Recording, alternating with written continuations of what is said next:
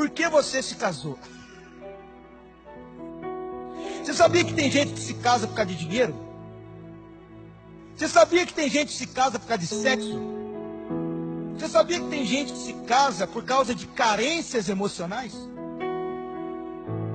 Deve ser por isso que 80% para cima dos casamentos hoje no Brasil dão em divórcio.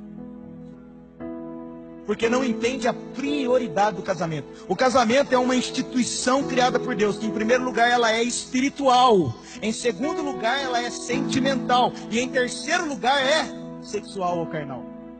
Mas qual é a motivação primária do terceiro para o primeiro? Há uma inversão de valores e de papéis.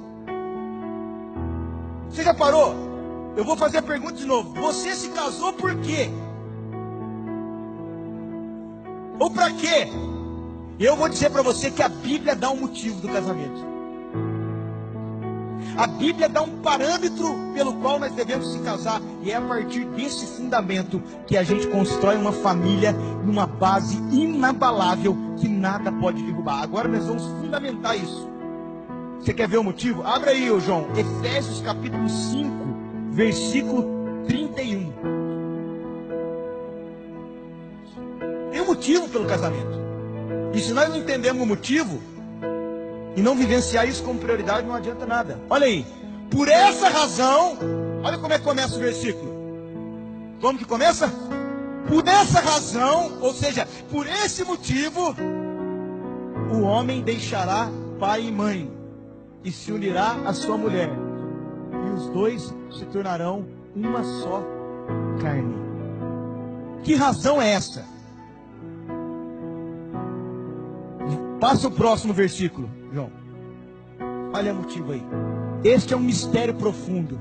Me refiro, porém, a Cristo e à igreja. E olha no verso 30, ele está falando assim, ó, no qual constituiu Cristo e a igreja, que é o seu corpo. E aí depois ele põe uma vírgula e continua dizendo, por essa razão, o homem que se casa. Que razão é essa? Se você olhar o contexto, nós estamos falando do propósito eterno de Deus. Sabe qual é o propósito eterno de Deus? O reino de Deus, a igreja e o cabeça que é Cristo. Ele está falando de Cristo, ele está falando de um propósito que Deus instituiu. E aí ele põe um parênteses no meio dizendo, por essa razão o homem vai deixar o seu pai e a sua mãe, e ele vai unir a sua mulher, e os dois vão ser uma só carne. Então o casamento tem um motivo, cumprir o propósito em Deus. Então começa a pegar isso que eu vou te dizer. Casamento não é para suprir carência, é para cumprir propósito. Casamento não é para estabilizar a vida, é para cumprir um plano estabelecido por Deus.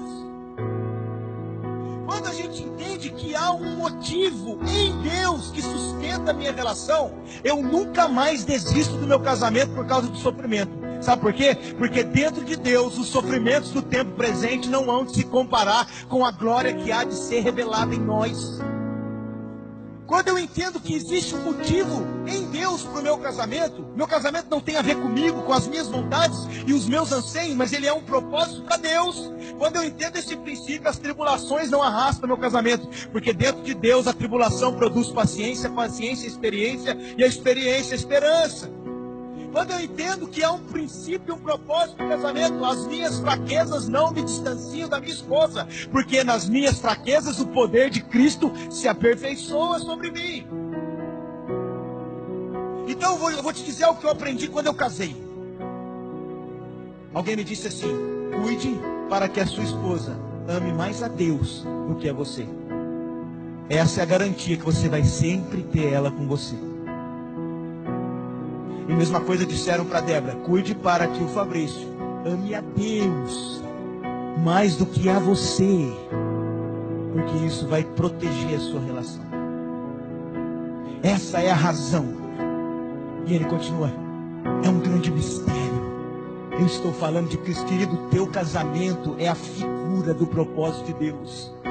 O esposo e a esposa se ajuntando, a cabeça se ajuntando com o corpo para vir um governo de Deus sobre essa terra. O seu casamento é o reflexo do que Deus quer fazer na terra.